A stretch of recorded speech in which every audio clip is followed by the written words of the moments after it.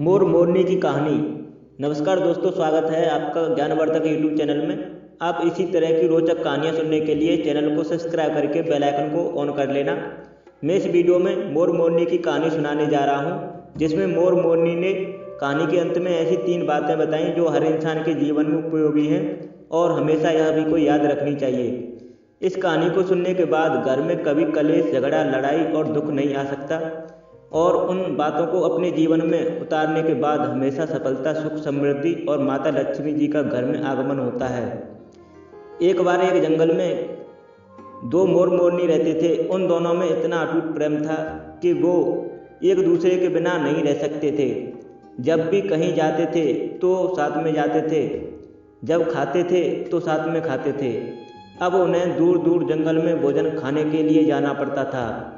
इसी तरह धीरे धीरे कुछ दिन बीत जाने के बाद मोरनी 2 अंडे देती है और उस दिन वे दोनों भोजन के लिए कहीं दूर नहीं जाते हैं।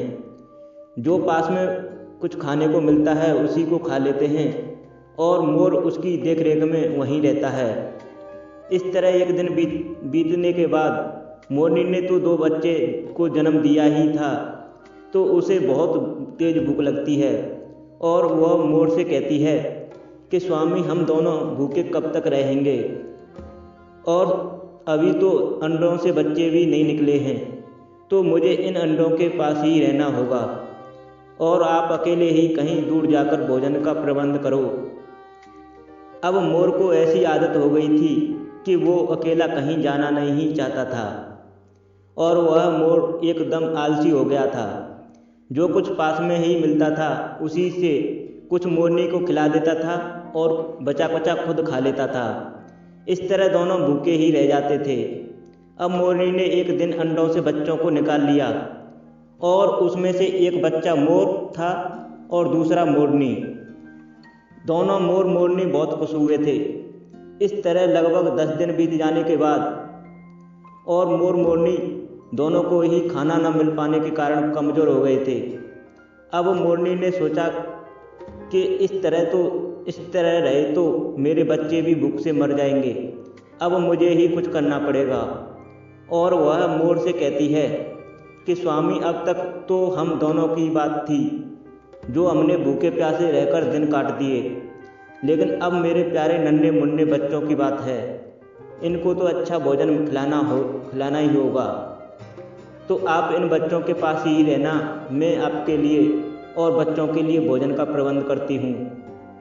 लेकिन इस बात पर भी मोर सहमत नहीं होता है और वो कहता है कि क्यों ना जब तक बच्चे बड़े हों तब तक यहीं पास में कुछ दिन तक और खा लेते हैं।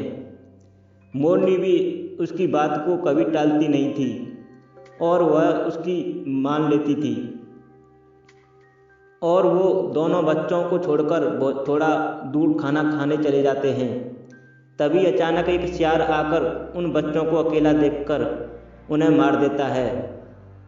वहीं मोर मोरनी को पता चल जाता है और मोर सियार को वहाँ से भगा देता है। मोर मोरनी बच्चों को मरा हुआ देखकर बहुत दुखी होते हैं और रोने लगते हैं। इस तरह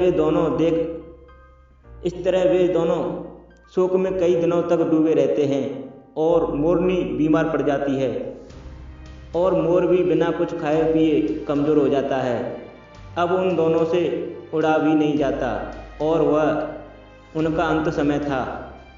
तभी मोरनी मोर से कहती है, स्वामी, आप बच्चों के पास ही रहते तो बच्चे नहीं मरते और बच्चों की तो छोड़ो, अब हमारा भी अंत समय आ गया है।